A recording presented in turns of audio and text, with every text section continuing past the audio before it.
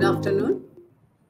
আজি মই তোমালোকৰ আগত যেটো চ্যাপ্টাৰ পঢ়িম হেতু বা বুজাম হেতু তোমালোকে সকলোৱে আগতেও পঢ়িছা বা শুনিছা বিংশ শতিকাৰ বিশ্ব World in the 20th century আৰু এই সেঞ্চুৰীত দুখন ডাঙৰ মহাসমৰ বা World War হৈছিল এখন আছিল First World War এখন আছিল Second World War এতিয়া আগতে আমি First World War বিষয়ে আমি আলোচনা কৰিম ইয়াৰ কাৰণসমূহ কি কিনো ইয়াৰ ফলত কি সৃষ্টি হ'ল আৰু দেশখনতনো কি হৈছিল এই গোটেই বিলাক বস্তু আমি আলোচনা কৰিম তাৰ আগতে আমি এটা কথা জানিব লাগিব আমি আগৰ দুটামান ক্লাছত আমি কিছুমান বিষয় বস্তুৰ ওপৰত আলোচনা কৰিছো যেনেকে collective security balance of power system ক্ষমতাৰ ভাৰসাম্য বা সমূহীয়া নিৰাপত্তা এই বস্তুবিলাক আমি কি এই বস্তুবিলাকৰ মাধ্যমেৰে আমি কি পাইছিলো যে আন্তঃৰাষ্ট্ৰীয় সম্পৰ্ক বুলি ক'লে ইয়াত কি হয় যুদ্ধ বিগ্ৰহ লাগিবই আৰু আগৰ দিনত আজি যেনেকৈ আমাৰ কিছুমান established international organizations আছে সেই সময়ত এনেকুৱা ধৰণৰ স্থাপিত অনুষ্ঠানবিলাক নাছিলে গতিকে যুদ্ধ বিগ্ৰহ লাগিলে তেওঁলোকে যুদ্ধৰ মাধ্যমেৰে যুদ্ধৰ মীমাংসা কৰিবলগীয়া হৈছিল আৰ্বিট্ৰেশন বা মীমাংসা বা মধ্যস্থতা এইবিলাকৰ মাধ্যমেৰে তেওঁলোকে কোনো ধৰণৰ ব্যৱস্থা গ্ৰহণ কৰা নাছিলে গতিকে তেওঁলোকে যুদ্ধ বিগ্ৰহ মাধ্যমেৰে এই পুৰণা পদ্ধতিৰে তেওঁলোকে পৃথিৱীত শান্তি স্থাপন কৰিবৰ কাৰণে এটা প্ৰচেষ্টা তেওঁলোকে চলাইছিল এতিয়া আমি কি পাইছো যে পৃথিৱীত এখন ফাৰ্স্ট ওয়াৰ্ল্ড ওয়াৰ হ'ল 1914 চনৰ পৰা 18 চনলৈকে 4 বছৰ কাল এই যুদ্ধ চলিলে এটা কিহৰ কাৰণেনো চলিলে একেদিনাই এই যুদ্ধখন হৈছিল নে এনেকুৱা ধৰণৰ বহুত বিলাক প্ৰশ্ন আমাৰ মনলৈ আহে প্ৰথমতে আমি কি চাওঁ যে এটা ফুলৰ পুলিৰ কথাকে আমি কওঁ এটা ফুলৰ পুলি যেতিয়া আমি ৰোওঁ তেতিয়া কি মাটিত গোজা মাৰি দিয়াৰ লগে লগে কিন্তু পুলিটো ফুলি নাহে তাক আমি বহুত আগৰ পৰাই ব্যৱস্থা কৰিব লাগিব যেনেকৈ আমি মাটিখিনি চহাব লাগিব তাত গোবৰ দিব লাগিব সাৰ দিব লাগিব পানী দিব লাগিব এইখিনি বস্তু ৰেডি কৰি থোৱাৰ পিছতহে আমি পুলিটো পুতিম আৰু পুতাৰ পিছত সি ক্ৰমান্বয়ে লাহে লাহে ডাঙৰ হ'ব আৰু ডাঙৰ হোৱাৰ পিছত সি লাহেকে ফুল ফল আমি যি পুলি লগাইছো তাৰ সোৱাদ আমি লবলৈ পাম ঠিক সেইদৰে প্ৰথম মহাসমৰ বা ফাৰ্স্ট ওয়াৰ্ল্ড ওয়াৰো কিন্তু এদিনত সৃষ্টি হোৱা ঘটনা নহয় একেদিনাই এনেকুৱা কিবা এটা কাৰণ হ'ল যেটো কথাৰ কাৰণে গোটেই পৃথিৱী যুদ্ধত লিপ্ত হৈ পৰিল এনেকুৱা ধৰণৰ কথা নহয় ইয়াৰ আগতে বিভিন্ন ধৰণৰ কিছুমান সৰু সৰু ঘটনা হৈছিল যিবিলাক সংগঠিত হৈ পেলাই বা একেলগ হৈ পেলাই এটা সময়ত এখন মহাযুদ্ধলৈ ৰূপান্তৰিত হৈছিল গতিকে কেনেকুৱা ধৰণৰ ঘটনা হৈছিল পৃথিৱীত সেই সময়ত যিবিলাক শক্তিশালী দেশ আছিল এই শক্তিশালী দেশবিলাকে কি কৰিছিল তেওঁলোকে অন্য দেশৰ ওপৰত তেওঁলোকৰ বিশ্বাস নাছিল বা তেওঁলোকে সেই দেশবিলাকক খুব সন্দেহৰ চকুৰে চাইছিল গতিকে নিজৰ প্ৰধান্যতাটো তেওঁলোকে অতুল ৰাখিবৰ কাৰণে তেওঁলোকে প্ৰচেষ্টা চলাইছিল আৰু বাকি দেশবিলাকক তেওঁলোকে নিম্ন খাপৰ বা মানে হীন চকুৰে তেওঁলোকে চাইছিল গতিকে আলটিমেটলি কি হৈছিল যিবিলাক অলপ দুৰ্বল সেই দুৰ্বল ষ্টেট বিলাকে বা দেশ বিলাকে এই সুপিৰিয়ৰ এটিটিউডটো তেওঁলোকে একেবাৰে পছন্দ কৰা নাছিল কাৰণ ধনী বা শক্তিশালী বা সবল দেশবিলাকৰ এটাই লক্ষ্য আছিল কেনেকৈ তেওঁলোকে দুখীয়া বা দুৰ্বল দেশবিলাকৰ ওপৰত তেওঁলোকৰ অধিপত্যতা চলাব তাৰ উপৰি যেতিয়া হেগ কনফাৰেন্স সন্মিলিত কৰা হৈছিল বা হেগ সন্মিলন পতা হৈছিল তেতিয়া তাত তেওঁলোকে কি কৰিছিল যে যেটো যুদ্ধ মনোদেহী এটা আমি পাইছিলো বা যুদ্ধৰ এটা মনোভাৱ আমি পাইছিলো সেই বস্তুটো কমাবৰ কাৰণে তেওঁলোকে নিৰস্ত্ৰীকৰণ বা ডিসআৰ্মামেন্টৰ কথা তেওঁলোকে কৈছিল আৰু তেওঁলোকে বিভিন্ন ধৰণৰ চৰ্ত বা কন্ডিশনস তেওঁলোকে দেশবিলাকৰ আগত দাঙি ধৰিছিল কিন্তু প্ৰকৃতাৰ্থত এই কন্ডিশনস বিলাক কোনো এখন ষ্টেটে নামানিলে প্ৰত্যেকই হয় ভৰ দিলে কিন্তু আলটিমেটলি কোনো নামানিলে গতিকে হেগ কনফাৰেন্সৰ যেটো মেইন লক্ষ্য বা হেগ কনফাৰেন্সৰ যেটো মেইন উদ্দেশ্য আছিল যে তেওঁলোকে নিৰস্ত্ৰীকৰণ কৰিব প্ৰত্যেকখন দেশে খালি নিজৰ প্ৰতিৰক্ষাৰ কাৰণে যিমানখিনি সামৰিক শক্তি প্ৰয়োজন সিমানখিনিহে ৰাখিব তাতকৈ তেওঁলোকে নাৰাখে কিন্তু এইটো আসলতে ৰিয়েলিটিত এইটো এস্টাবলিশ নহলে প্ৰত্যেকখন দেশে নিজকে বেছি আৰ্মড কৰি তুলিবলৈ চেষ্টা কৰিলে কাৰণ তেওঁলোকৰ সদায় এটা সন্দেহ আছিল যে বিপৰীত পক্ষ বেছি শক্তিশালী আৰু বিপৰীত পক্ষ যদি বেছি শক্তিশালী হয় তেতিয়াহ'লে তেওঁলোকে আক্ৰমণ কৰিলে এওঁলোকে তাৰ প্ৰত্যুত্তৰ দিব নোৱাৰিব। তাৰোপৰি এই একে সময়তে ইউৰোপত কি হ'ল গোটেই দেশখনৰ দুটা শক্তি গোষ্ঠীত ভাগ হৈ পৰিলে। গতিকে সেই সময়ত যেতিয়া জাৰ্মানীক একত্ৰীকৰণ কৰা হ'ল তেতিয়া জাৰ্মানীয়ে কি কৰিলে তেওঁলোকে এই ইউৰোপত যিটো স্থিতি অৱস্থা একত্ৰীকৰণৰ পিছত যিটো ষ্টেবল বা স্থিতি অৱস্থা আহিলে সেইটোক তেওঁলোকে জাৰ্মানীয়ে যিকোনো উপায়েৰে বাহাল ৰাখিবৰ কাৰণে চেষ্টা কৰিছিলে। গতিকে তেওঁলোকে কি কৰিলে জাৰ্মানী অষ্ট্ৰিয়া আৰু ইটালীৰ মাজত তেওঁলোকে এখন চুক্তি কৰিলে যিটোক ট্ৰিপল এলায়েন্স বুলি কয়। গতিকে নিজৰ স্থিতি অৱস্থা অটুট ৰাখিবৰ কাৰণে তেওঁলোকে জাৰ্মানী অষ্ট্ৰিয়া আৰু ইটালীৰ মাজত এখন ট্ৰিটি হ'ল যিটোক কয় ট্ৰিপল এলায়েন্স। এই ট্ৰিপল এলায়েন্স এটা শক্তি গ্ৰুপ হিচাপে নিজকে পৰিচয় দিয়া হ'ল। এইটো দিয়াৰ লগে লগে ইউৰোপৰ ফ্ৰান্স আৰু ইফালে ৰাছিয়াই দেখিলে যে যদি এই ট্ৰিপল এলায়েন্সটো চলি যায় বা তেওঁলোকৰ কিবা ষ্টেপ লয় বা একশ্যন লয় তেতিয়াহ'লে এওঁলোক পিছ পৰি থাকিব। গতিকে ৰাছিয়া আৰু ফ্ৰান্সৰ মাজত তেওঁলোকে এটা ডিউৱেল এলায়েন্স তেওঁলোকে সৃষ্টি কৰিলে। তেওঁলোকৰ মাজত এই ডিউৱেল এলায়েন্সটো সৃষ্টি হ'ল। ইংলেণ্ড সেই সময়ত ক'তো জইন কৰা নাছিলে, কিন্তু পৰিস্থিতি চাই ইংলেণ্ডেও ফ্ৰান্স আৰু ৰাছিয়াৰ লগত জইন কৰিলে, যাৰ ফলত সৃষ্টি হ'ল ট্ৰিপল এণ্টেণ্ট। গতিকে এইদৰে কি হ'ল গোটেই পৃথিৱীখনতে এলায়েন্স আৰু কাউণ্টাৰ এলায়েন্সৰ সৃষ্টি হ'ল। এই কাউণ্টাৰ এলায়েন্স আৰু কাউণ্টাৰ এলায়েন্সৰ মেইন উদ্দেশ্য বা লক্ষ্য আছিলে কি যে ইটো পক্ষক কেনেকৈ আমি কিবা এটা কৰাৰ পৰা বাধা দিব পাৰিম। গতিকে এলায়েন্স এণ্ড কাউণ্টাৰ এলায়েন্সে এটা যুদ্ধৰ পৰিৱেশৰহে সৃষ্টি কৰিলে। পৰিস্থিতিৰ সাম নাকটাই পেলাই পৰিস্থিতিক আৰু উত্তেজিত কৰিহে তেওঁলোকে তুলিলে। তৃতীয় এটা পৰিৱেশৰ সৃষ্টি হৈছিলে আমি যিটো কওঁ উগ্ৰ জাতীয়তাবাদী। এই উগ্ৰ জাতীয়তাবাদীয়েও কি কৰিলে যুদ্ধ লগা পৰিৱেশ এটা সৃষ্টি কৰিলে। উদাহৰণস্বৰূপে আমি ক'ব পাৰোঁ যে ইংলেণ্ড আৰু জাৰ্মানসকলে নিজকে খুব উচ্চ বুলি ভাবিবলৈ ধৰিছিলে আৰু তেনেকৈ কি কৰিলে তেওঁলোকৰ যিটো নৌবাহিনী সেইটোক তেওঁলোকে যিমান শক্তিশালী কৰিব পাৰে সেই প্ৰচেষ্টা তেওঁলোকে চলালে। ইতিমধ্যে ইংলেণ্ড অলৰেডি পৃথিৱীৰ ভিতৰত নৌবাহিনীৰ ক্ষেত্ৰত যে সৰ্বশ্ৰেষ্ঠ সেইটো প্ৰমাণিত হৈ আছিলে। ইউৰোপ আগবাঢ়ি অহাৰ লগে লগে জাৰ্মানী আগবাঢ়ি অহাৰ লগে লগে বা নৌ শক্তি বৃদ্ধি কৰিবলৈ লোৱা চেষ্টাটোৱে ইংলেণ্ডে একেবাৰে ভাল পোৱা নাছিলে আৰু তেওঁলোকে জাৰ্মানীক কি উপায়েৰে তেওঁলোকে বাধা দিব পাৰে সেইটো তেওঁলোকে চেষ্টা কৰিছিলে। গতিকে এই উগ্ৰ জাতীয়তাবাদটোক প্ৰতিৰোধ কৰিবৰ কাৰণে যিটো প্ৰচেষ্টা চলোৱা হৈছিলে সেই প্ৰচেষ্টাটোৰ ফলতে আল্টিমেটলি কি হ'ল যুদ্ধ লাগিল। তাৰপিছত 1871 চনত এখন যুদ্ধ লাগিছিলে। যুদ্ধখন কাৰ মাজত লাগিছিলে? ফ্ৰান্স আৰু প্ৰাছিয়াৰ মাজত লাগিছিলে। আৰু ফ্ৰান্স আৰু প্ৰাছিয়াৰ যুদ্ধখনৰ ফলাফল কি হৈছিলে? ফ্ৰান্সৰ দুখন প্ৰদেশ লৰেইন আৰু এলছেছ এই দুখন জাৰ্মানীৰ হাতলৈ গ'ল। জাৰ্মানীয়ে হাতলৈ যোৱাটো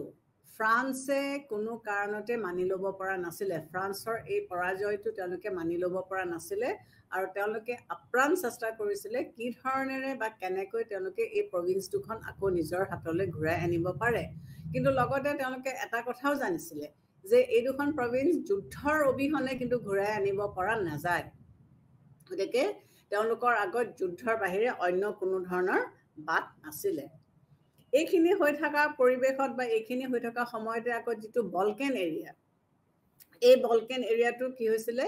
এই এৰিয়াটো নিজৰ প্ৰতিপন্নতা বা নিজৰ চুপিৰিয়ৰিটি স্থাপন কৰিবৰ কাৰণে অষ্ট্ৰিয়া আৰু ৰাছিয়াৰ মাজত প্ৰতিযোগিতা চলিল। গতিকে সেই সময়ত এই প্ৰতিযোগিতাটোত তেওঁলোকে কি কৰিছিলে কেনেকৈ সাইবেৰিয়ান কাণ্ট্ৰিবিলাক ৰাছিয়াৰ কণ্ট্ৰলত ৰাখিব পাৰে ৰাছিয়াই সেইটো চেষ্টা কৰিছিলে আৰু অষ্ট্ৰিয়াই সেইবিলাক কেনেকৈ আনিব পাৰে সেইটো তেওঁলোকে চেষ্টা কৰিছিলে। এইটো হোৱাৰ কাৰণে কি হ'ল টাৰ্কিৰ দেখিলে যে তেওঁলোকৰ নিজৰ বিপদ আহি পৰিছে। গতিকে তেওঁলোকে ৰাছিয়া আৰু অষ্ট্ৰিয়াৰ মাজত যিটো ক্লাছ বা কনফ্লিক্ট হ'ল সেইটোৱে আকৌ কি কৰিলে মৰক্কোৰ বলকেন এৰিয়াজবিলাকত প্ৰতিদ্বন্দ্বিতা আৰু বৃদ্ধি কৰি পেলালে। গতিকে এইদৰে বিভিন্ন এলায়েন্স বা কাউণ্টাৰ এলায়েন্স বা বিভিন্ন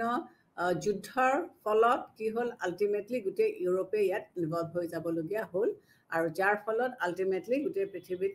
ৱৰ্ল্ড ৱাৰ সৃষ্টি হ'ল আৰু ইমিডিয়েট কাৰণ বুলি আমি ক'বলৈ গ'লে যেতিয়া চাম যে অষ্ট্ৰিয়াৰ যিজন ভাবী ৰজা তেওঁ সাইবেৰিয়াত ফুৰিবলৈ যাওঁতে তাতে এজন নাগৰিকে তেওঁক হত্যা কৰিলে চ' সেইটোক আমি ইমিডিয়েট কজ বুলি আমি ক'ব পাৰোঁ গতিকে ৱৰ্ল্ড ৱাৰ সৃষ্টি হোৱাৰ বিভিন্নটা কাৰণ আছে এই বিভিন্নটা কাৰণ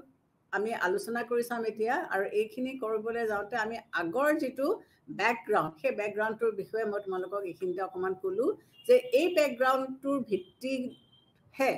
ফাৰ্ষ্ট ৱৰ্ল্ড ৱাৰ আৰম্ভ হৈছিলে গতিকে যেনেকৈ এটা ফুলপুলি ৰুই দিয়াৰ লগে লগে তাৰ ফল আমি নাপাওঁ বহুদিনৰ আগৰ পৰা তাৰ এটা প্ৰচেষ্টা চলে ঠিক সেইদৰে ৱৰ্ল্ড ৱাৰখন এদিনৰ ভিতৰতে বা এটা ঘটনাৰ কাৰণে হোৱা নাছিলে বিভিন্ন ঘটনা আছিলে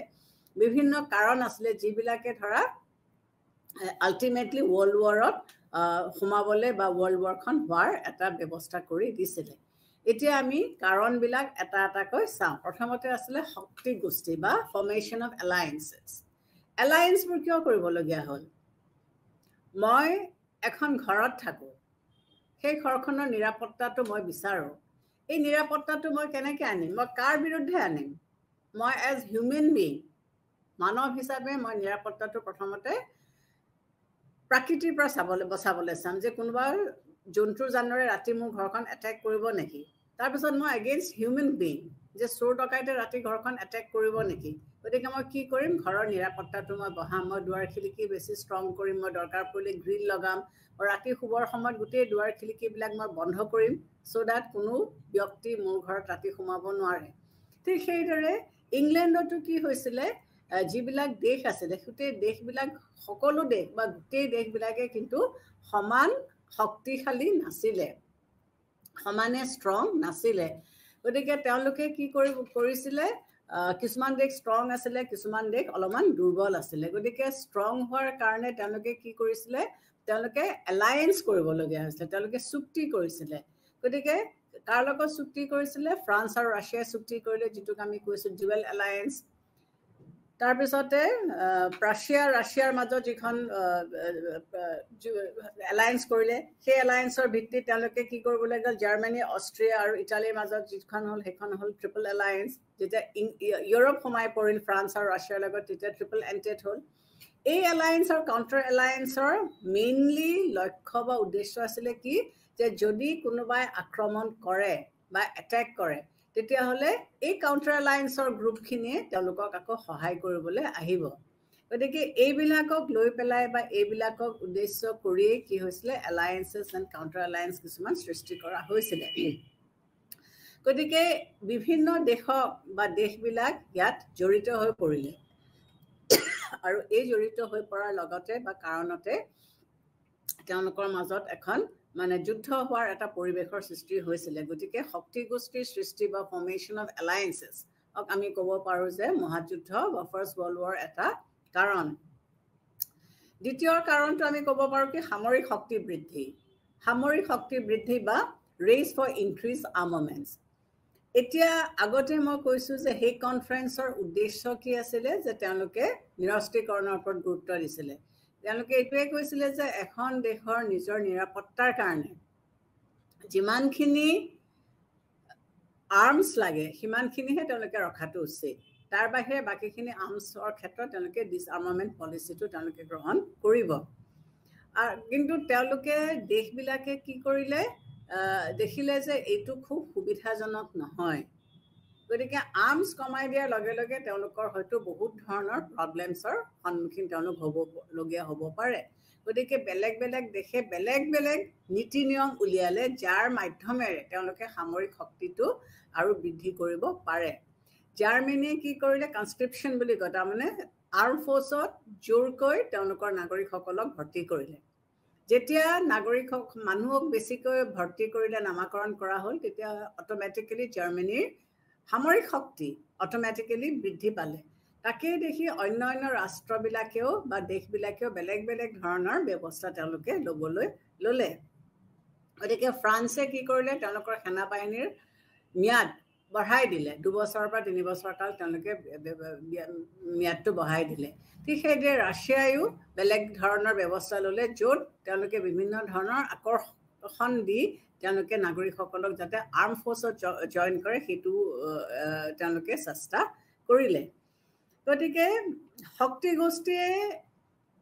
যিবিলাক দেশ অন্তৰ্ভুক্ত হৈ আছিলে গতিকে তেওঁলোকে নিজৰ নিৰাপত্তাৰ কাৰণে তেওঁলোকে সামৰিক শক্তিৰ ষ্ট্ৰেংথ আৰু বেছি বৃদ্ধি কৰাতহে তেওঁলোকে গুৰুত্ব দিলে ঠিক সেইদৰে জাৰ্মানীয়ে কি চেষ্টা কৰিলে তেওঁলোকৰ নৌ শক্তি তেওঁলোকে বৃদ্ধি কৰিবৰ কাৰণে চেষ্টা কৰিলে গতিকে তেওঁলোকে প্ৰতিযোগিতাটো কাৰ লগত কৰিলে তেওঁলোকে ইংলেণ্ডৰ লগত প্ৰতিযোগিতা কৰিলে কাৰণ ইংলেণ্ডত অলৰেডি এটা ভেৰি ৱেল এষ্টাব্লিছড নৌ বাহিনী তেওঁলোকৰ অলৰেডি আছে গতিকে তাৰ লগত প্ৰতিযোগিতা কৰিবৰ কাৰণে ইংলেণ্ডে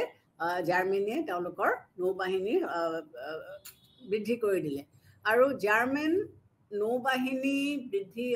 মানে শক্তি বৃদ্ধি হোৱাটো ইংলেণ্ডে একেবাৰে সহ্য কৰিব পৰা নাছিলে গতিকে এই বস্তুটোৱে কি কৰিলে ভৱিষ্যতে যুদ্ধ লগাৰ এটা বাটহে মুকলি কৰি দিলে কাৰণ ইংলেণ্ড সৰ্বশ্ৰেষ্ঠ হৈ থাকিব বিচাৰিছিলে আৰু যেতিয়া দেখিলে যে জাৰ্মানী আগবাঢ়ি আহিছে বা তেওঁলোকে সৰ্বশ্ৰেষ্ঠ হ'বলৈ চেষ্টা চলাইছে সেইটো ইংলেণ্ডে ভাল পোৱা নাছিলে আৰু সেইটো নাইকিয়া কৰিবৰ কাৰণে তেওঁলোকে দৰকাৰ পৰিলে যুদ্ধৰ পদ্ধতি বাছি ল'বলৈও তেওঁলোক মানে পিছ নোহোকে এনেকুৱা এটা মনোভাৱ তেওঁলোকে দেখুৱাইছিলে গতিকে আৰ্ম ৰেচ বা আৰ্মছ নকমি পেলাই বৃদ্ধিহে হ'ল আৰু বৃদ্ধি হোৱাৰ কাৰণটো কি যে যিটো মানে ভয় বা যিটো সন্দেহ বা যিটো অবিশ্বাস সৃষ্টি হৈছিলে এইটোৱে কি কৰিব নোৱাৰিলে মানুহৰ মনৰ পৰা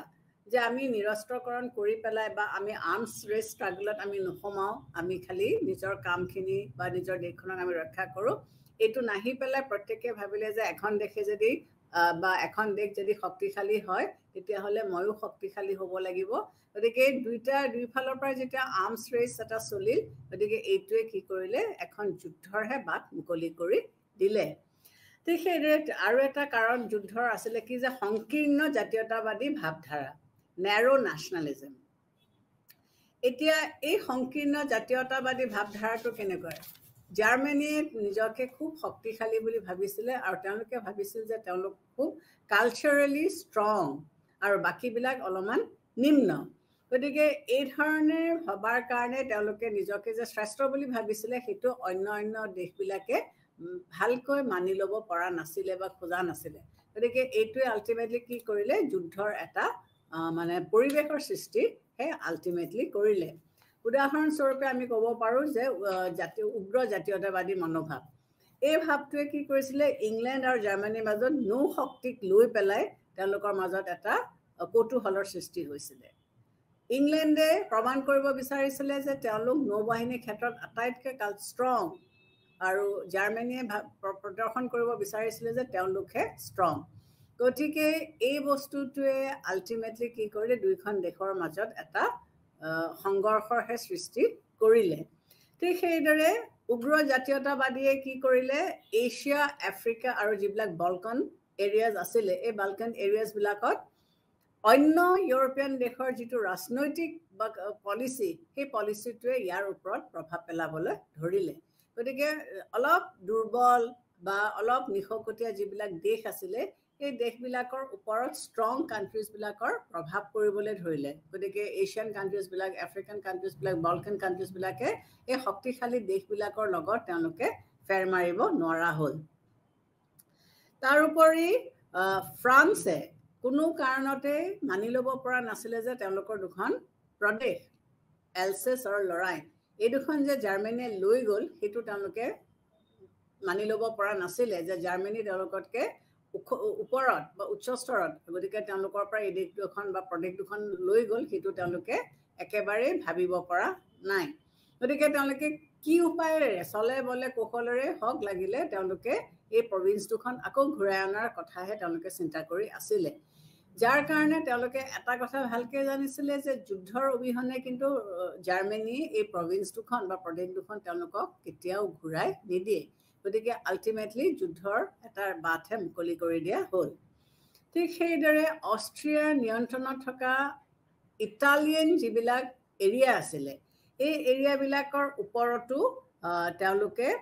প্ৰশাসন চলাব চেষ্টা কৰিছিলে কিন্তু ইটালীয়ে এই জেগাবিলাক আকৌ তেওঁলোকৰ নিজৰ এই প্ৰভিন্সবিলাকক নিজৰ নিজৰ এৰিয়ালৈ লৈ আহিব বিচাৰিছিলে গতিকে এইটোৱে আল্টিমেটলি কি কৰিলে এটা যুদ্ধৰ ৰাস্তাহে মুকলি কৰি দিলে 4 নম্বৰতে ক'ব পাৰো যে আমি শত্ৰুতা ভাৱৰ ভূমিকা ৰোল অফ নেশ্যনেল ৰাইভেলাৰিজ গতিকে এই শত্ৰুতা ভাৱ কেনেকৈ আহিলে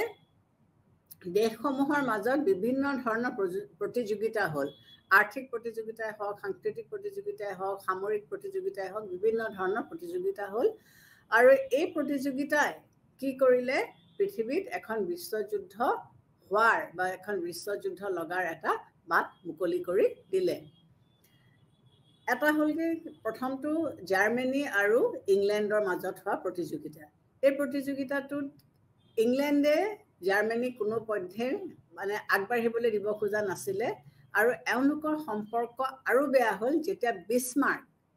জাৰ্মান পলিটিক্সৰ পৰা আঁতৰি গ'ল জাৰ্মান পলিটিক্সৰ পৰা বিছমাৰ্কৰ যেতিয়া আঁতৰি গ'ল তেতিয়া ইংলেণ্ড আৰু জাৰ্মানীৰ মাজত সম্পৰ্ক আৰু বেয়া হ'ল গতিকে যিজন জাৰ্মান সম্ৰাট আছিলে কাইজাৰ উইলিয়াম II তেওঁ শাসনকালত জাৰ্মান চৰকাৰে ইংলেণ্ড আফ্ৰিকাৰ নীতি কঠোৰ সমালোচনা কৰিছিলে ইংলেণ্ডে আফ্ৰিকাত লোৱা যিবিলাক নীতি কাইজাৰ উইলিয়াম IIয়ে এইবিলাক সমালোচনা কৰিছিলে আৰু তেওঁ ইংলেণ্ডৰ যিটো শক্তিশালী বা সৰ্বশ্ৰেষ্ঠ নৌবাহিনী সেইটো অস্বীকাৰ কৰিছিল মানিবলৈ কাইজাৰ উইলিয়াম IIয়ে ইংলেণ্ডৰ শ্ৰেষ্ঠতা নৌবাহিনীৰ ক্ষেত্ৰতে হওক বা তেওঁলোকৰ আফ্ৰিকান পলিচি ক্ৰিটিচাইজ কৰি হওক তেওঁলোকে ইংলেণ্ডৰ শ্ৰেষ্ঠতাটো কোনো পধ্যে মানি ল'ব খোজা নাছিলে গতিকে এনেধৰণৰ ব্যৱস্থাত কি হ'ল জাৰ্মানৰ বিশ্বৰ ভিতৰতে এখন জাৰ্মানে নিজকে এখন বিশ্বৰ ভিতৰতে শক্তিশালী দেশ হিচাপে ঘোষণা কৰিবলৈ চেষ্টা কৰিছিলে আৰু ইংলেণ্ডে সেইটো হ'ব দিব খোজা নাছিলে বা ভাইচ ভাৰ্চা গতিকে আল্টিমেটলি কি হ'ল এইটোৱে যুদ্ধ এখনৰ বা যুদ্ধ লগাৰ এটাহে পৰিৱেশৰ সৃষ্টি কৰি পেলালে ঠিক সেইদৰে ফ্ৰান্স আৰু জাৰ্মানীৰ মাজত যিখন মহাসমৰ বা যিখন মানে যিটো প্ৰতিযোগিতা সৃষ্টি হৈছে বা তেওঁলোকৰ মাজত যিটো বিটাৰ ৰিলেশ্যনশ্বিপ সৃষ্টি হৈছিলে এইটো হৈছিলে কি ইয়াৰ ফলাফল হৈছিল কি 1891ৰ যিখন যুদ্ধ এই যুদ্ধত ফ্ৰান্সে তেওঁৰ দুখন প্ৰভিন্স লৰেইন আৰু এলছেছ জাৰ্মানীক দি দিবলগীয়া হৈছিলে কিন্তু তেওঁলোকে এই দুখন চলে বলে কৌশলেৰে ঘূৰাই আনিবৰ কাৰণে চেষ্টা কৰিছিলে যিটো তেওঁলোকে দেখিছিল যে যুদ্ধৰ অবিহনে সেইটো কিন্তু সম্ভৱপৰ নহয় গতিকে তেওঁলোকে ভাল পোৱা নাছিলে ঠিক সেইদৰে তেওঁলোকে কি কৰিছিলে মৰক্কোৰ বিষয়েও জাৰ্মানীৰ হস্তক্ষেপটো তেওঁলোকে ভাল পোৱা নাছিলে মৰক্কোক লৈ পেলাই জাৰ্মানীয়ে যিটো ব্যৱস্থা লৈছিলে বা যিটো হস্তক্ষেপ কৰিছিলে সেইটো ফ্ৰান্সে একেবাৰে ভাল পোৱা নাছিলে আৰু সমৰ্থন কৰা নাছিলে ফ্ৰান্সে মৰক্কোক নিজৰ হাতত বা নিজৰ অধীনত ৰাখিবলৈ চেষ্টা কৰিছিলে আৰু জাৰ্মানীয়ে ইয়াত হস্তক্ষেপ কৰাৰ কাৰণে ফ্ৰান্সে এইটো একেবাৰে ভাল পোৱা নাছিলে গতিকে ফ্ৰান্স আৰু জাৰ্মানীৰ মাজত এটা তিক্ত মনোভাৱ আৰু শত্ৰুতাৰ মনোভাৱৰ সৃষ্টি হ'ল তাৰ উপৰি অষ্ট্ৰিয়া হাংগেৰী আৰু চাইবিয়া এওঁলোকৰ মাজতো কি হৈছিলে এটা তিক্ততাৰ মনোভাৱ সৃষ্টি হৈছিলে 1878ত কি হৈছিলে অষ্ট্ৰিয়া আৰু হাংগেৰী লৈ পেলাই চাইবেৰিয়া আৰু হাৰ্জিনগোভিয়া নামৰ দুখন প্ৰভিন্সৰ তেওঁলোকৰ শাসনভাৰৰ দায়িত্ব দি দিয়া হৈছিলে কিন্তু অষ্ট্ৰিয়াই কি বিচাৰিছিলে যে সাৰ্বিয়াৰ হাতত সাৰ্বিয়া আৰু হাৰ্জগোভিনা এই দুখন প্ৰভিন্স নাথাকক তেওঁলোকৰ নিজৰ হাতলৈ আহক অষ্ট্ৰিয়া কিন্তু এইকেইখন ৰাজ্য বা প্ৰভিন্স তেওঁলোকৰ দেশৰ লগত সামিল কৰিবলৈ দিয়া হোৱা নাছিলে কেৱল প্ৰশাসনে চলাবলৈ দিছিলে কিন্তু অষ্ট্ৰিয়াই বেলেগ ধৰণে ভাবিলে আৰু তেওঁলোকে ইয়াক লৈ আহিব বিচাৰিলে আৰু 1908 চনত তেওঁলোকে কি কৰিলে এই দুইখন দেশ নিজৰ দেশৰ ভিতৰত সামিল কৰি ল'লে সাইবেৰিয়াৰ এই কামত কি হ'ল ৰাছিয়াই বিৰোধিতা কৰিছিলে গতিকে এইদৰে কি হ'ল তেওঁলোকৰ মাজত এই প্ৰদেশ দুখনৰ মাজত কি হ'ল এটা সংঘৰ্ষ বা এটা যুদ্ধৰ পৰিৱেশৰ সৃষ্টি হ'ল গতিকে এইদৰে ৰাছিয়া ইয়াত সোমাই পৰিল পঞ্চমতে ৰোল অফ ইকনমিক ইম্পেৰিয়েলিজম বা অৰ্থনৈতিক সাম্ৰাজ্যবাদ মানে কি বুজাইছে যে দেশসমূহৰ মাজত যিটো পৰিৱেশৰ সৃষ্টি হৈছিলে কেৱল প্ৰতিযোগিতা আৰু যুদ্ধ অন্য কোনো ধৰণৰ পৰিৱেশে নাছিলে যে দেশসমূহে ভাবিছিলে যে তেওঁলোকে যুদ্ধ কৰিব বা তেওঁলোকে প্ৰতিযোগিতা কৰি পেলাই হ'লেও তেওঁলোকে নিজৰ বস্তুবিলাক তেওঁলোকে প্ৰতিপন্ন কৰিবৰ কাৰণে চেষ্টা কৰিব গতিকে এই যিবিলাক উপনিৱেশ আছিলে এই উপনিৱেশবিলাকক পৰা তেওঁলোকে কি কৰিছিলে কেঁচা সামগ্ৰীবিলাক শক্তিশালী দেশবিলাকে লৈ গৈছিলে আৰু তেওঁলোকে নিজৰ নিজৰ ফেক্টৰীত বস্তুবিলাক প্ৰডিউচ কৰিছিলে আৰু মাৰ্কেটত তেওঁলোকে বিক্ৰী কৰিছিলে এইখিনিতে এটা ক'ব লাগিব যে জাৰ্মানী উদ্যোগৰ ক্ষেত্ৰতে হওক বা ব্যৱসায়ৰ ক্ষেত্ৰতে হওক বা তেওঁলোকৰ যিবিলাক বস্তু তেওঁলোকে মানে বনাইছিলে এইবিলাক খুব উন্নত মানদণ্ডৰ আছিলে মানে খুব হাইলি কোৱালিটিবোৰ খুব ভাল আছিলে হাইলি ডেভেলপ কোৱালিটি আছিলে তেওঁলোকৰ টেকন'লজি খুব ষ্ট্ৰং আছিলে তেওঁলোকৰ বজাৰখনো খুব ষ্ট্ৰং আছিলে গতিকে তেওঁলোকে খুব তীব্ৰগতিত আগবাঢ়ি গ'ল গতিকে এই তীব্ৰগতিত আগবাঢ়ি যোৱাৰ কাৰণে তেওঁলোকৰ ইকনমিটো বহুত ৰাইজ কৰিলে যিটো অন্য দেশে বিশেষকৈ ইংলেণ্ডে একেবাৰে ভাল পোৱা নাছিলে গতিকে আল্টিমেটলি ইকনমিক ইম্পেৰিয়েলিজমটোৱে কি কৰিলে এখন যুদ্ধৰ পৰিৱেশহে সৃষ্টি কৰিলে গতিকে ইয়াত কোনো ধৰণৰ ভাল পৰিৱেশ এটা সৃষ্টি নহ'ল ইয়াত মাথোন যুদ্ধৰ এটা পৰিৱেশৰহে সৃষ্টি হ'ল দ্বিতীয়তে আৰু এটা কাৰণ আছিলে কি 6 নম্বৰ কাৰণটো এটেম্প টু এক্সটেণ্ড এম্পায়াৰ যে আমি সাম্ৰাজ্য বিস্তাৰ কৰিবৰ কাৰণে চেষ্টা কৰিছিলে এতিয়া পৃথিৱীৰ যিবিলাক উন্নত দেশ আছিলে এই দেশবিলাকে দেখিলে যে তেওঁলোকে যদি ক্ষমতাত উটুত থাকে বা ৰাখি থাকিব বিচাৰে তেতিয়াহ'লে তেওঁলোকে অন্য দুৰ্বল দেশবিলাক তেওঁলোকৰ সাম্ৰাজ্যৰ ভিতৰত অন্তৰ্ভুক্ত কৰি ল'ব পাৰিব লাগিব গতিকে কলোনিয়েল পলিচি যিটো তেওঁলোকে লৈছিলে সেই পলিচিটোৱে আল্টিমেটলি কি কৰিলে বিভিন্ন দেশক ইখনৰ লগত সিখনৰ শত্ৰুতাহে তেওঁলোকে বঢ়াই দিলে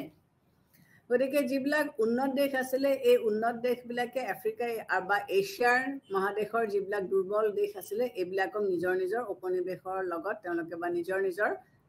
ৰাজ্যত তেওঁলোকে সোমোৱাই লৈছিলে গতিকে এইবিলাক কৰাৰ কাৰণে কি হ'ল এটা যুদ্ধৰ পৰিৱেশৰ সৃষ্টি হৈছিলে উপনিৱেশ সৃষ্টি কৰাত জাৰ্মানীয়ে প্ৰথম অৱস্থাত ইমান ইচ্ছা প্ৰকাশ কৰা নাছিলে জাৰ্মানীয়ে তেওঁলোকৰ ব্যৱসায় তেওঁলোকৰ বাণিজ্য এইবিলাকতহে তেওঁলোকে বেছি গুৰুত্ব দিছিলে কিন্তু পিছত যেতিয়া তেওঁলোকে দেখিলে যে উপনিৱেশ থাকিলে কিখিনি সুবিধা হয় তেতিয়া তেওঁলোকে সেইটো বিবেচনা কৰিবলৈ ধৰিলে আৰু এইটো কিন্তু ফ্ৰান্স আৰু ইংলেণ্ড আদি নিচিনা দেশে একেবাৰে ভাল পোৱা নাছিলে যে জাৰ্মানীও আকৌ উপনিৱেশবাদ স্থাপন কৰিবৰ কাৰণে ওলাই আহিব কাৰণ তেওঁলোকে দেখিছিল বা গম পাইছিল যে জাৰ্মানী সঁচাকৈ বৰ এখন শক্তিশালী আৰু এখন ষ্ট্ৰং দেশ আছিলে গতিকে এওঁলোকে জাৰ্মানীক বাধা দিবৰ কাৰণে চেষ্টা কৰিছে জাৰ্মানীয়ে যাতে কোনো কাৰণতে তেওঁলোকে নিজৰ এষ্টাব্লিছমেণ্ট বা কলোনিয়েল এষ্টাব্লিছমেণ্ট বা এম্পায়াৰ এখন বৃদ্ধি কৰিব নোৱাৰে তাৰ বাবে তেওঁলোকে বিভিন্ন ধৰণৰ বাধা দিবৰ কাৰণে চেষ্টা কৰিছিলে যিটোৱে আল্টিমেটলি যুদ্ধৰ ফালেহে মানুহক বা দেশবিলাকক আগবঢ়াই নিলে তাৰপিছত সংবাদ মাধ্যমৰ ভূমিকা বা ৰোল অফ দ্য প্ৰেছে কি কৰিলে সেই সময়ত কিছুমান দেশ যেনেকৈ অষ্ট্ৰিয়া জাৰ্মানী চাইবেৰিয়া ফ্ৰান্স এই দেশবিলাকত কি হৈছিলে সংবাদ পত্ৰক যথেষ্ট সুবিধা দিয়া হৈছিলে যথেষ্ট ফ্ৰীডম দিয়া হৈছিলে তেওঁলোকৰ যি মন যায় যেনেকৈ মন যায় তেওঁলোকে সেই গোটেই বস্তুবিলাক প্ৰকাশ কৰিব পাৰে গতিকে তেওঁলোকে এই সংবাদ মাধ্যমৰ সুযোগ সুবিধা লৈ পেলাই দেশবিলাকে বিভিন্ন অপ্ৰচাৰ কৰিবলৈ ধৰিলে বিশেষকৈ জাৰ্মানীৰ বিৰুদ্ধে তেওঁলোকে ইমানবিলাক অপ্ৰচাৰ চলালে যে এইটোৱে আল্টিমেটলি এটা তিক্ততাৰ ভাৱে সৃষ্টি কৰিলে আৰু মহাসমৰ বা ফাৰ্ষ্ট ৱৰ্ল্ড ৱাৰৰ এটা বাট তেওঁলোকে মুকলি কৰি দিলে আৰু এটা কাৰণ আছিলে কি যে আন্তঃৰাষ্ট্ৰীয় বিষয়ত নৈতিকতাৰ অভাৱ want of international morality গতিকে যেতিয়া বেলেগ বেলেগ দেশবিলাকে নিজৰ নিজৰ এলেকাত তেওঁলোকৰ নিজৰ নিজৰ প্ৰশাসন চলাই থাকিব তেতিয়া প্ৰত্যেকখন দেশে নিজৰ কিছুমান নৈতিক নিয়ম বা নীতি তেওঁলোকে মানি চলিব লাগিব এই নৈতিকতাবোৰ মানি নচলিলে আল্টিমেটলি আন্তঃৰাষ্ট্ৰীয় সম্পৰ্কত এটা দাগ পৰিব বা এটা প্ৰব্লেমৰ সৃষ্টি কৰিব কিন্তু সেই সময়ত কি দেখিবলৈ পাওঁ আমি যে তেওঁলোকৰ এই যিটো মিল বা এই যিটো মিলা মিছাটো থকা প্ৰয়োজন আছিলে এইটো একেবাৰে নাছিলে গতিকে 1899 আৰু 1907ত হেগ সন্মিলন অনুস্থাপন কৰা হৈছিলে হেগ কনফাৰেন্স পতা হৈছিলে আৰু হেগ কনফাৰেন্সৰ মেইন লক্ষ্য আছিলে কি যে দেশবিলাকক নিৰস্ত্ৰীকৰণৰ বিষয়ে মানে আনিবৰ কাৰণে বা নিৰস্ত্ৰীকৰণ কৰাৰ বিষয়ে তেওঁলোকক কোৱাৰ কথা আছিলে কিন্তু ইয়াত যিবিলাক বৈদেশিক নীতি নিয়ম আলোচনা কৰা হৈছে নিৰস্ত্ৰীকৰণৰ বাহিৰৰ যিবিলাক ফৰেন পলিচি বা বৈদেশিক নীতিৰ বিষয়ে আলোচনা কৰা হৈছিলে এই নীতি নিয়মবিলাক কিন্তু বেলেগ বেলেগ দেশে মানি ল'ব নোৱাৰিলে বা মানি ল'ব নোখোজিলে কাৰণ দেশসমূহে ভাবিছিল যে এনেকুৱাবিলাক নীতি নিয়ম যিটোৱে তেওঁলোকৰ নিজৰ বৈদেশিক নীতি বা নিজৰ সাৰ্বভৌমত্বত কোনো ধৰণৰ হাৰ্ম নকৰে যিবিলাক নীতি নিয়মে বা যিবিলাক ৰুলছ ৰেগুলেশ্যনছে নিজৰ দেশখনৰ হানি কৰিব তেওঁলোকৰ সাৰ্বভৌমত্বত হানি কৰিব পাৰে বা তেওঁলোকৰ বৈদেশিক সম্পৰ্কত হানি কৰিব পাৰে সেই নীতি নিয়মখিনি তেওঁলোকে মানি ল'বলৈ নোখোজিলে ইয়াৰ বিপৰীতে তেওঁলোকে কি কৰিলে হেগ কনফাৰেন্সৰ মূল লক্ষ্য আছিলে কি যে দেশবিলাক নিৰস্ত্ৰীকৰণত নামক আৰু প্ৰত্যেকৰ লগত খোলাখুচাভাৱে ওপেনলি তেওঁলোকৰ এগ্ৰিমেণ্টছ হওক কিন্তু এইটো নহ'ল তাৰ বিপৰীতটোহে হ'ল বিপৰীতে তেওঁলোকে কি কৰিলে দেশসমূহৰ মাজত গোপন কূটনীতি আৰম্ভ হ'ল সিক্ৰেট ডিপ্ল'মেচি ষ্টাৰ্ট হ'ল তেওঁলোকে ওপেনলি এটা কৰে আৰু আণ্ডাৰনিথ তেওঁলোকে এটা বেলেগ কাম কৰে গতিকে দেশসমূহৰ মাজত যিটো সন্দেহ বা যিটো অবিশ্বাস সৃষ্টি হ'ল সেইটোৱে কি কৰিলে সামৰিক শক্তি বৃদ্ধি কৰাতহে অৰিহণা যোগালে দেশবিলাকৰ লক্ষ্য আছিলে কি যে তেওঁলোকে নিৰস্ত্ৰীকৰণ কৰিব আৰু তেওঁলোকে কোনো ধৰণৰ সিক্ৰেট ডিপ্ল'মেচি বা কূটনৈতিক সম্পৰ্ক তেওঁলোকে নাৰাখে কিন্তু আল্টিমেটলি সেইটো নহ'ল দেশবিলাকে মানে এখন দেশে যদি এখন দেশৰ লগত এটা চুক্তি কৰিছে তেতিয়াহ'লে অন্য এখন দেশে বেলেগ এটা চুক্তি কৰিলে আৰু এইবিলাক চব গোপনে কৰিলে গতিকে সেই কনফাৰেন্সৰ কোনো ভেলুৱে নাথাকিলে বা কোনো মূল্যই নাথাকিলে গতিকে এনেকুৱা ধৰণৰ পৰিস্থিতিয়ে আল্টিমেটলি কি কৰিলে দেশখনত যুদ্ধ বিগ্ৰহ লগাৰ এটা পৰিৱেশে সৃষ্টি কৰিলে তাৰপিছত 9 নম্বৰৰ কাৰণটো আমি কি বুলি ক'ব পাৰোঁ যে প্ৰব্লেম অফ বলকান এৰিয়াছ বা বলকান অঞ্চলৰ যিটো সমস্যা এই সমস্যাবিলাক কেনেকুৱা আছিলে বলকান অঞ্চলত অষ্ট্ৰিয়া আৰু চাইবেৰিয়াৰ মাজত সৃষ্টি হোৱা শত্ৰুতাই কি কৰিলে যুদ্ধৰ ৰাস্তাটো আৰু মুকলি কৰি দিলে ইয়াত কি হৈছিলে বসনিয়া আৰু হাৰ্জগোভিয়া নামৰ দুখন প্ৰদেশক অষ্ট্ৰিয়াক মানে অষ্ট্ৰিয়াৰ অধীনত দিয়া হৈছিলে আৰু এই দুখন প্ৰভিন্স অষ্ট্ৰিয়াক চলাবলৈ মানে শাসন ভাৰ অষ্ট্ৰিয়াৰ হাতত দিয়া হৈছিলে কিন্তু অষ্ট্ৰিয়াৰ অকল প্ৰশাসন চলাই সন্তুষ্ট নাছিলে অষ্ট্ৰিয়াই কি বিচাৰিছিলে যে এই দুইখন প্ৰভিন্স তেওঁলোকৰ ৰাষ্ট্ৰৰ ভিতৰত অন্তৰ্ভুক্ত হওক কিন্তু এইটো চাইবেৰিয়াই একেবাৰে বিচৰা নাছিলে গতিকে চাইবেৰিয়াই বিচাৰিছিলে যে তাত যেহেতু চেকোস্লোভাকিয়া মানে চাইবেৰিয়ান মানুহ যেহেতু বেছি আছিলে গতিকে এইটো চাইবেৰিয়াৰ হাতলৈ আহিব লাগে আৰু গোটেই দায়িত্বটো এওঁলোকৰ হাতত থাকিব লাগে গতিকে চাইবেৰিয়া আৰু অষ্ট্ৰিয়াৰ মাজত এটা সংঘৰ্ষৰ বা কনফ্লিক্টৰ সিচুৱেশ্যন আহিলে অষ্ট্ৰিয়াৰ হেঁচা দিয়াৰ কাৰণে চাইবেৰিয়াৰ কি হ'ল বলকান যুদ্ধ 1912 পৰা 1913লৈকে আৰম্ভ হৈছিলে আৰু চাইবেৰিয়াৰ সাগৰৰ পথ বন্ধ কৰিবলৈ অষ্ট্ৰিয়াৰ হেঁচা আনিছিলে আলবেনিয়াক গতিকে এইদৰে এখন ৰাষ্ট্ৰই নিজৰ সুবিধাৰ কাৰণে আন এখনৰ লগত কিবা এটা চুক্তি কৰিবলৈ তৃতীয় এখন আকৌ তাত সোমাই পৰিছিল গতিকে এইদৰে লাহে লাহে ইউৰোপৰ গোটেইবিলাক দেশে কি হৈছিলে এই যুদ্ধ বিগ্ৰহবিলাকত তেওঁলোক সোমাই পৰিছিলে এবচেঞ্চ অফ ইণ্টাৰনেশ্যনেল অৰ্গেনাইজেশ্যনছ বা আন্তঃৰাষ্ট্ৰীয় সংগঠনৰ অভাৱ এতিয়া কি হৈছে আগতে আমি পাইছিলোঁ কি যে দেশবিলাকৰ মাজত যেতিয়া যুদ্ধ লাগিছিলে তেতিয়া যুদ্ধটো ইণ্টাৰনেশ্যনেল ৰিলেশ্যনত লাগিবই যুদ্ধ ইজ আ ৰিয়েলিটি হেন্স মৰ্গেণ্টৰ তেওঁ যিটো ৰিয়েলিষ্ট থিয়ৰী তাতো তেওঁ কৈ গৈছে যে এইটো যুদ্ধ আন্তঃৰাষ্ট্ৰীয় সম্পৰ্ক য'ত আছে বা ইণ্টাৰনেশ্যনেল ৰিলেশ্যনছত যুদ্ধ এটা নৰ্মেল ফেনমিনান কিন্তু সেই যুদ্ধ বিগ্ৰহটোতো কিবা ধৰণৰ সমাপ্ত কৰিব লাগিব বা তাৰ কিবা এটা সমাধান উলিয়াব লাগিব আজিৰ যুগৰ কথাবিলাক বেলেগ আছিলে কিন্তু তেতিয়া কি হৈছিলে লিগ অফ নেশ্যনছ জাতিসংঘ বা ইউনাইটেড নেশ্যনছ অৰ্গেনাইজেশ্যনছ এইবিলাক নাছিলে গতিকে আমি balance of power system collective security system disarmament এইবিলাকৰ মাধ্যমেৰে আমি কি কৰিবৰ কাৰণে চেষ্টা কৰিছিলোঁ যুদ্ধ বিগ্ৰহৰ অন্ত পেলাবৰ কাৰণে আমি চেষ্টা কৰিছিলোঁ যেহেতু কোনো ধৰণৰ ষ্ট্ৰং ইউনিফাইড ইণ্টাৰনেশ্যনেল অৰ্গেনাইজেশ্যনছ নাছিলে গতিকে আল্টিমেটলি এই যুদ্ধবিলাকৰ মীমাংসা নহ'ল চ' এইটো এটা ডাঙৰ কাৰণ যে যদি কোনোবা এটা ষ্ট্ৰং ইণ্টাৰনেশ্যনেল অৰ্গেনাইজেশ্যন থাকিলেহেঁতেন তেতিয়াহ'লে হয়তো যুদ্ধ বিগ্ৰহ নালাগিলেহেঁতেন নথকাৰ কাৰণে এই সমস্যাটোৰ সৃষ্টি হ'ল গতিকে তেওঁলোকে এতিয়া কি হৈছিলে সেই সময়ত কি হৈছিলে যে যদি যুদ্ধ বিগ্ৰহ লাগিছিলে তেতিয়াহ'লে যদি দেশখন শক্তিশালী হয় আৰু তেওঁলোকৰ সামৰিক শক্তিটো ষ্ট্ৰং হয় তেতিয়াহ'লে তেওঁলোকে যুদ্ধখনত আগভাগ লৈ পেলাই তেওঁলোকে হয়তো এখন ৰাষ্ট্ৰক পৰাস্ত কৰি পেলাই তেওঁলোকে কিবা এটা ব্যৱস্থা কৰিব পাৰিলেহেঁতেন আদাৰৱাইজ সেইটো তেওঁলোকৰ বাবে সম্পৰ্ক বা সম্ভৱপৰ নহয় 11 নম্বৰত এটা কাৰণ আছিলে কি যে জাৰ্মানছ আইডিয়া অফ কালচাৰেল সুপিৰিয়ৰিটি বা সাংস্কৃতিক শ্ৰেষ্ঠতা জাৰ্মানসকলে নিজকে সকলো দিশৰে পৰা তেওঁলোকে খুব উচ্চ খাপৰ বুলি তেওঁলোকে ভাবিছিলে তেওঁলোকৰ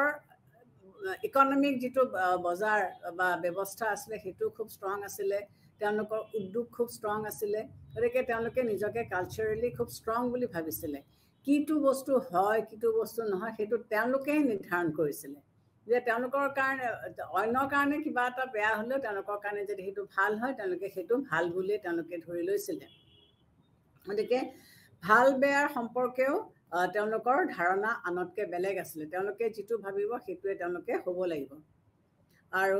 জাৰ্মান যিসকল লেখক আছিলে বা জাৰ্মান যিসকল চিন্তাবিদ আছিলে তেওঁলোকে ভাবিছিল যে যুদ্ধত যদি জয়লাভ কৰিব এখন দেশে পাৰিছে তেতিয়াহ'লে সেইখনে শ্ৰেষ্ঠ কিন্তু যুদ্ধৰ লগত যে আন বহুতবিলাক আনুষংগিক বস্তু জড়িত হৈ আছে সেই বিষয়বস্তুবিলাকৰ ওপৰত তেওঁলোকে কিন্তু বিশেষ কোনো গুৰুত্ব দিয়া নাছিলে গতিকে আল্টিমেটলি জাৰ্মানৰ যিটো superior attitude যে তেওঁলোকে সৰ্বশ্ৰেষ্ঠ তেওঁলোক ইংলেণ্ডক তেওঁলোকে প্ৰতিৰোধ কৰিব পাৰিব ইংলেণ্ডৰ নৌবাহিনীতকৈ তেওঁলোকৰ নৌবাহিনী তেওঁলোকে নিজে ভাবি লৈছিলে যে বেছি শ্ৰেষ্ঠ গতিকে এই ভাৱধাৰাটোৱে আল্টিমেটলি কি কৰিলে প্ৰথম মহাসমৰৰ সৃষ্টি কৰিলে ইমিডিয়েট কজ এই গোটেইখিনিয়েতো ৰাস্তাটো অলৰেডি বনাই দিছিলে কিন্তু আল্টিমেটলি কিহে বস্তুটো একদম খৰতকীয়া কৰি পেলালে এইখিনি সময়ত কি হৈছিলে যিটো মানে ইউৰোপৰ যিটো ৰাজনৈতিক পৰিৱেশ আছিলে সেই গোটেই ৰাজনৈতিক পৰিৱেশটো একেবাৰে মেঘাচ্ছন্ন হৈ আছিলে ফৰকাল বতৰ একেবাৰে নাছিলে গতিকে সেই সময়ত অষ্ট্ৰিয়াৰ সিংহাসনত যিজন উত্তৰাধিকাৰী আছিলে আৰ্কডিউক ফ্ৰান্সিছ ফাৰ্ডিনেণ্ড তেওঁ বছনিয়াৰ এজন লোকে তেওঁ হত্যা কৰিলে তেওঁ চাইবেৰিয়ালৈ ফুৰিবলৈ গৈছিলে পত্নীসহ আৰু পত্নীসহ তেওঁ হত্যা কৰিলে গতিকে এই হত্যা কৰাৰ কাৰণে অষ্ট্ৰিয়া একেবাৰে উঠি পৰি লাগিল যে এই কাণ্ট্ৰিখনক তেওঁলোকে কি কৰিব লাগে চাইবেৰিয়াক তেওঁলোকে শাস্তি দিব লাগে আৰু তেওঁলোকে কিছুমান চৰ্ত মানি দিছিলে আৰু কৈছিল যে 48 ঘণ্টাৰ ভিতৰত তেওঁলোকে সেই চৰ্তখিনি মানি ল'ব লাগিব চাৰ্বিয়াই কিছুমান মানি ল'লে আৰু কিছুমান তেওঁলোকে কৈছিল যে তেওঁলোকে তেওঁলোকৰ সংসদত উত্থাপন কৰিহে তেওঁলোকে আনচাৰ দিব কিন্তু এইটো অষ্ট্ৰিয়াই মানি ল'ব নোখোজিলে আৰু আল্টিমেটলি তেওঁলোকে এটেক কৰি দিলে আৰু এটেক কৰি দিয়াৰ পিছতে গোটেই দেশবিলাকে নিজৰ নিজৰ প্ৰতিৰক্ষাৰ কাৰণে আগবাঢ়ি আহিল আৰু এইকেইটাই হৈছে প্ৰথম মহাসমৰৰ মেইন কাৰণ গতিকে এই যুদ্ধৰ কাৰণবিলাক যদি আমি মানে বিশ্লেষণ কৰি চাওঁ তেতিয়াহ'লে ইয়াৰ আৰম্ভণিটো আমি এইটোৱেই দেখিম যে দেশবিলাকে নিজকে খুব যিবিলাক চহকী দেশ বা যিবিলাক ধনী দেশ এই দেশবিলাকে নিজকে যেতিয়া উচ্চ খাপৰ বুলি ভাবিবলৈ ধৰিলে তেতিয়া তেওঁলোকৰ মাজত কি হ'ল এটা মানে সন্দেহৰ ভাৱ সৃষ্টি হ'ল লোকক তেওঁলোকে অন্য দেশবিলাকক তেওঁলোকে দুৰ্বল বুলি ভাবিলে বা অন্য দেশৰ প্ৰতি তেওঁলোকৰ এটা বেয়া মনোভাৱ আহিলে গতিকে এওঁলোকে এইটো কেনেকৈ নাইকিয়া কৰিব গতিকে তেওঁলোকে যুদ্ধত আল্টিমেটলি নামিবলগীয়া হ'ল গতিকে যেতিয়া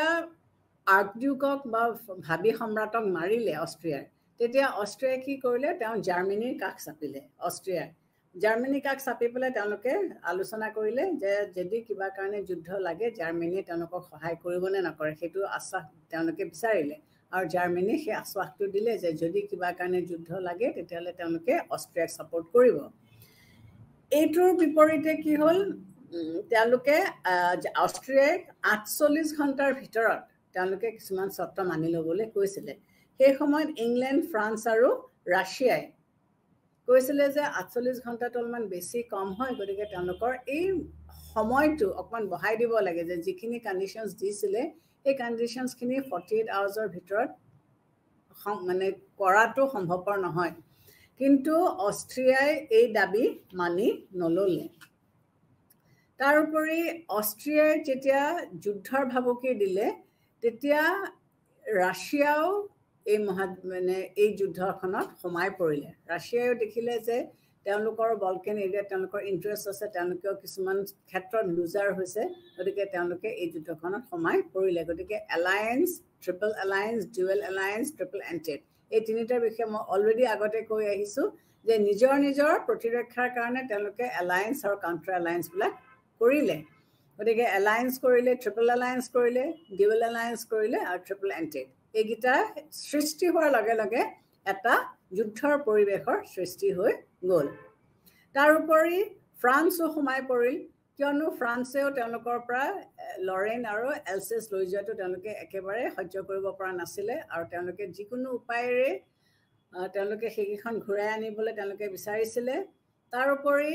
জাৰ্মানীৰ বেলজিয়ামৰ মাজেৰে জাৰ্মান সৈন্য যাবলৈ দিয়াৰ অনুমতি বিচাৰিছিলে জাৰ্মানক আৰু জাৰ্মান চৰকাৰে এই দাবী উত্থাপন কৰিছিলে গতিকে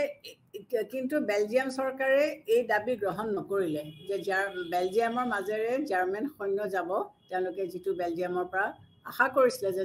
বেলজিয়াম চৰকাৰে তেওঁলোকক পাৰ্মিশ্যন দিব সেইটো কিন্তু বেলজিয়াম চৰকাৰে জাৰ্মানীক নিদিলে গতিকে নিদিয়াৰ কাৰণে তেওঁলোকৰ মাজত এটা ক্ষোভ হ'ল আৰু এইটো এটা যুদ্ধৰ আৰম্ভণি হ'ল ইটালীও সেই সময়ত প্ৰথমতে নিৰপেক্ষ হৈ আছিলে কিন্তু পিছত ইটালীও কি হ'ল ইংলেণ্ডৰ লগ দিলে গতিকে এইদৰে পৃথিৱীৰ গোটেইবিলাক ইউৰোপিয়ান কাণ্ট্ৰিজবিলাকৰ মাজত এটা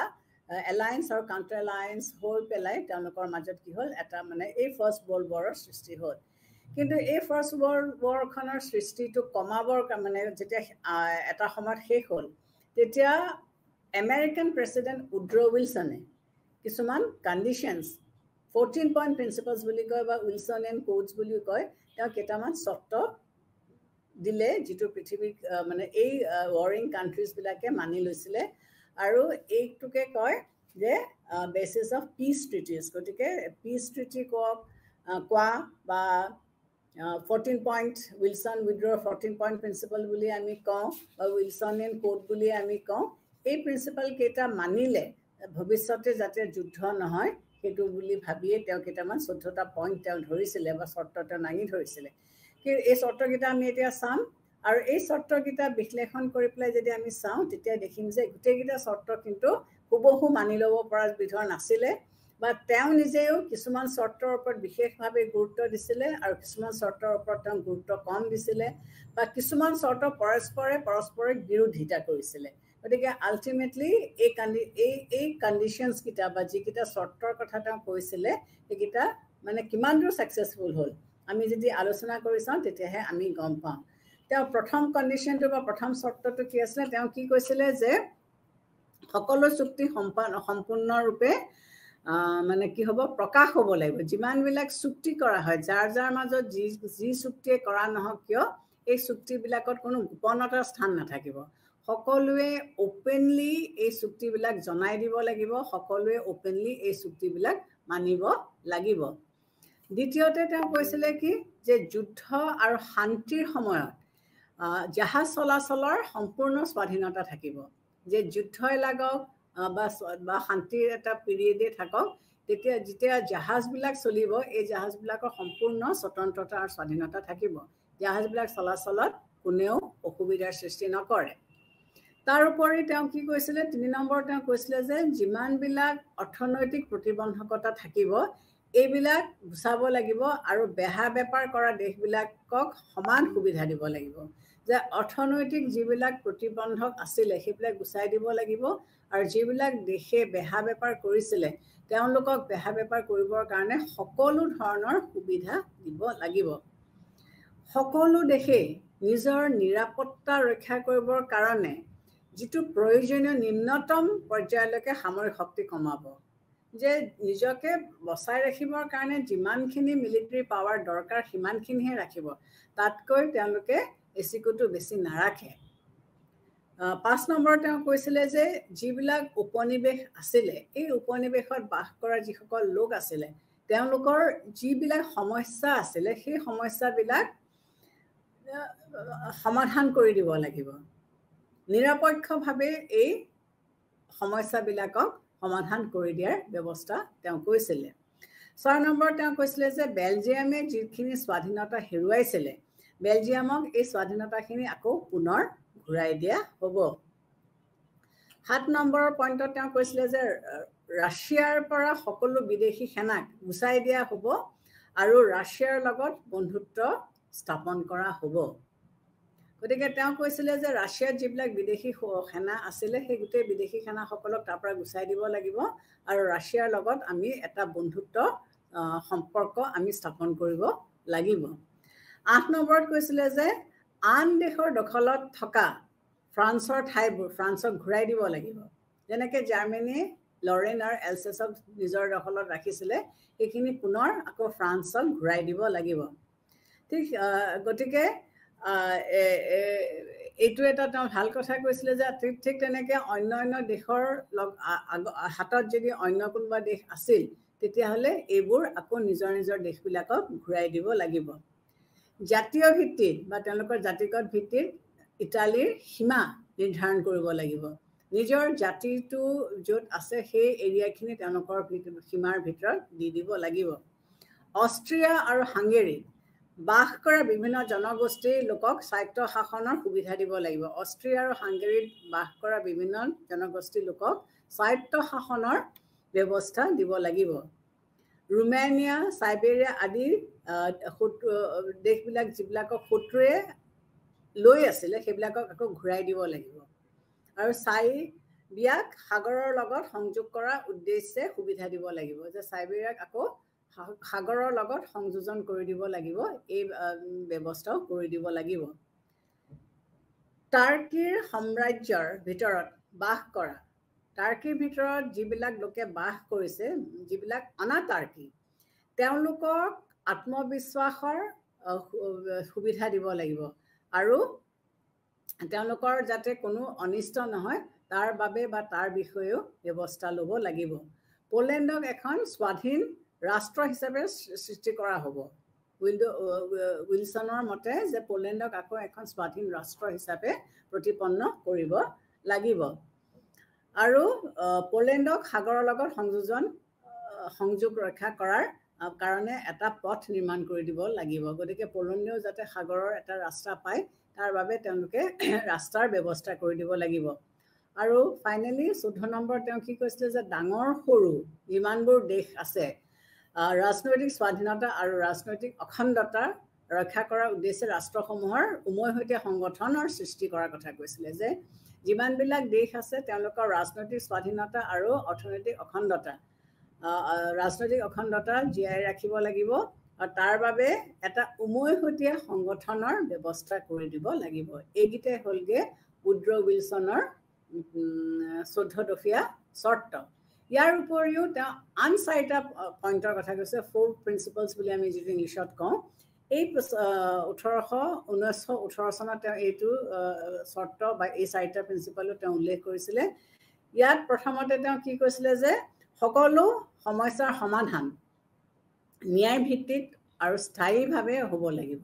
যে যেতিয়া কিবা এটা সমস্যাৰ সৃষ্টি হৈছে তাক আমি কি কৰিব লাগিব ন্যায়সংগতভাৱে আমি তাৰ ব্যৱস্থা ল'ব লাগিব তাক মানে আমি শান্তিপূৰ্ণভাৱে তাক আমি পাৰ্মানেণ্টলি তাক সলিউশন তাৰ আনিব লাগিব শক্তি ৰাজনীতিক বন্দী কৰিব লাগিব আৰু কোনো পৰিস্থিতিতে মানুহ আৰু ৰাজ্য ক্ষেত্ৰত এঠাইৰ পৰা এঠাইলৈ হস্তান্তৰ কৰিব নালাগিব তৃতীয়তে তেওঁ কৈছিলে যে যিকোনো অঞ্চলতে বসবাস কৰা লোকৰ সুবিধা আৰু তেওঁলোকৰ হিত সাধনৰ লক্ষ্যে আমি ব্যৱস্থা কৰিব লাগিব গতিকে তেওঁলোক যিকোনো অঞ্চলতে যোনে বাস নকৰক কিয় তেওঁলোকৰ যিবিলাক সমস্যা আছে এই সমস্যাবিলাক তেওঁলোকৰ হিতে যাতে হয় তেওঁলোকৰ ফৰে যাতে হয় তাৰ ব্যৱস্থা ৰাখিব লাগিব আৰু যিবিলাক আন্তঃৰাষ্ট্ৰীয় বিবাদ হয় সেইবিলাক মীমাংসা কৰাৰ সময়ত সকলো দেশৰ আকাংক্ষা পূৰণ কৰিব লাগিব যেতিয়া ইণ্টাৰনেশ্যনেল প্ৰব্লেমছ এটা হয় বা এই আন্তঃৰাষ্ট্ৰীয় সম্পৰ্ক আমি মানে আন্তঃৰাষ্ট্ৰীয় সম্পৰ্ক ৰাখি পেলাই এই বিবাদবিলাক আমি মীমাংসা কৰিবলৈ ওলাইছোঁ তেতিয়া সকলোৰে হিতে যাতে বস্তুটো হয় এইটো আমি চাব লাগিব গতিকে এইখিনিয়ে আছিলে উইলছনৰ 14টা পইণ্টছ কিন্তু এইখিনিতে মই আগতেও কৈছোঁ যে এই পইণ্টছবিলাক যদি আমি মানে মাইনিউটলি অবজাৰ্ভ কৰোঁ তেতিয়া আমি কি দেখিম যে এই পইণ্টছবিলাক কিন্তু সম্পূৰ্ণৰূপে মানি ল'ব পৰা নাযায় কিছুমান পইণ্টছ মানি ল'লে আকৌ হিতে বিপৰীত হ'ব আকৌ কিছুমান পইণ্টে নিজকে নিজে প্ৰত্যাহ্বান জনাইছে গতিকে কিছুমান বস্তু মানি লোৱা হৈছিলে আৰু কিছুমান পইণ্টছ বা কিছুমান বস্তু মানি লোৱা হোৱা নাছিলে গতিকে প্ৰথমতে তেওঁ কি কৈছিলে যে যিটো ফাৰ্ষ্ট পইণ্ট আছিলে উইড্ৰ' উইলছনৰ 14 পইণ্ট প্ৰিন্সিপালৰ যিটো প্ৰথম পইণ্ট আছিলে তাত তেওঁ এটা কথাই কৈছিলে যে কোনো গোপন চুক্তি নহ'ব গতিকে যি চুক্তিয়ে হওক সেইটো খোলা খোচাকে অপেনলি হ'ব লাগিব কিন্তু যিটো পৰিৱেশত এই পইণ্টছ বা যিটো বেকগ্ৰাউণ্ডত উইড্ৰ' উইলছনে এই চৰ্তসমূহ লিখিছিলে বা তেওঁ বনাইছিলে তেতিয়া কিন্তু এটা কথাই আমি ক'ব লাগিব যে এইটো একেবাৰে নহ'ল অপেন পলিচি বা অপেন চুক্তিৰ বিপৰীতে গুপ্ত চুক্তি কিছুমানহে কৰা হ'ল গতিকে গোপন কূটনীতি পৰিহাৰ কৰাৰ কথা তেওঁ যিটো কৈছিলে সেইটো একেবাৰে নহ'ল আনকি ভাৰ্চেলিছ ট্ৰিটিখন যেতিয়া চাইন কৰা হৈছিলে তেতিয়া কিন্তু জাৰ্মানীক জাৰ্মানীৰ পৰা একেবাৰে গোপনে ৰখা হৈছিলে জাৰ্মানীক জানিবলৈকে দিয়া হোৱা নাছিলে গতিকে এনে ক্ষেত্ৰত তেওঁৰ ফাৰ্ষ্ট যিটো প্ৰিন্সিপাল যে গোপনতা নাথাকিব সকলোৱে সমানে চুক্তি চহী কৰিব পাৰিব সেইটো একেবাৰে মানে বেকাৰ বা ভুলত গ'ল বুলি আমি ক'ব পাৰিম দ্বিতীয় সূত্ৰত তেওঁ কি কৈছিলে যে যুদ্ধ আৰু শান্তিৰ সময়ত সকলো দেশকে জাহাজবিলাক সাগৰত স্বাধীনভাৱে চলাবলৈ দিয়া হ'ব কিন্তু এই ক্ষেত্ৰতো এইটো নহ'ল গতিকে বিভিন্ন দেশে বিভিন্ন ধৰণৰ আপত্তি কৰিলে ইংলেণ্ডৰ কথা মই বাৰে বাৰে কৈ আহিছোঁ যে তেওঁলোকে সাগৰত তেওঁলোকৰহে আধিপত্যতাটো থকাটো তেওঁলোকে বিচাৰিছিলে আন কোনোবা দেশে যে তেওঁলোকৰ আধিপত্যতা ৰাখিব সেইটো তেওঁলোকে একেবাৰে পচন্দ কৰা নাছিলে গতিকে সাগৰত তেওঁলোক একচ্ছত্ৰ সম্ৰাট গতিকে তেওঁলোকে বিচৰা নাছিলে যে অন্য কোনোবায়ো এইটো কৰক গতিকে যিটো ছেকেণ্ড পইণ্ট যে সাগৰত বেহা বেপাৰ কৰিবলৈ সকলোকে সমানে সুযোগ সুবিধা দিয়া যাব সেইটো খুব ফলপ্ৰসূ নহ'লে তৃতীয় যিটো সূত্ৰ আছিলে যে বেহা বেপাৰ বা বাণিজ্য স্বাধীনভাৱে সকলোৱে কৰিব পাৰিব কিন্তু এই ক্ষেত্ৰতো সেইটো সম্পূৰ্ণৰূপে কৰিব পৰা নগ'ল গতিকে বেহা বেপাৰৰ ক্ষেত্ৰতো আমি কি দেখিবলৈ পাইছোঁ যে বিভিন্ন ধৰণৰ প্ৰতিবন্ধকতা ইয়াত আহি পৰিছিলে গতিকে কিছুমান অৰ্থনৈতিক নীতিয়ে গ্ৰহণ কৰা হৈছিলে এই অৰ্থনৈতিক নীতিবিলাকৰ মাধ্যমেৰে কি হৈছিলে বেহা বেপাৰ চলিছিলে ইকনমিক নেশ্যনেলিজম বুলি আমি যিটো কওঁ যে প্ৰত্যেকখন দেশে নিজৰ জাতীয় নীতিবিলাক তেওঁলোকে বেছি অগ্ৰাহ্য দিছিলে বেছিকৈ সেইবিলাকক মানিবৰ কাৰণে তেওঁলোকে চেষ্টা কৰিছিলে গতিকে কিছুমান যদিও উইড্ৰ' উইলছনে কৈছিলে যে বেহা বেপাৰ কৰাৰ ক্ষেত্ৰতো তেওঁলোকক সুবিধা বা সুযোগ দিয়া হ'ব কিন্তু সেইটো আল্টিমেটলি হৈ নুঠিল চতুৰ্থ পইণ্টত যিটো কোৱা হৈছিলে যে প্ৰত্যেকখন দেশেই নিজৰ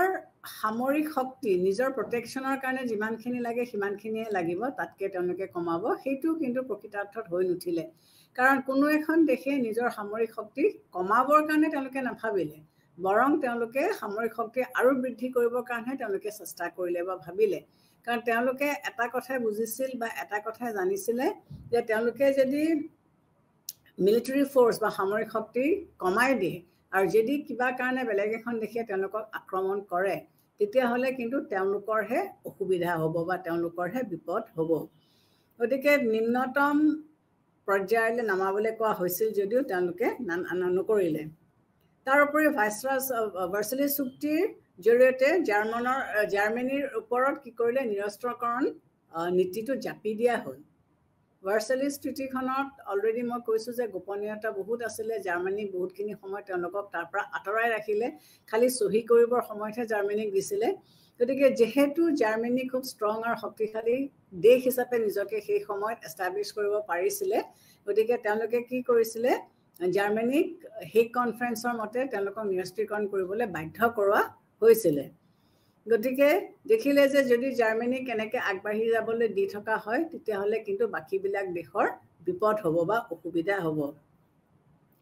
তাৰোপৰি বাকীবিলাক দেশে নিৰস্ত্ৰীকৰণৰ নীতিবিলাক গ্ৰহণ কৰিবলৈ খুব ইচ্ছুকো নাছিলে, কাৰণ তেওঁলোকে নিজৰ বিপদটো তেওঁলোকে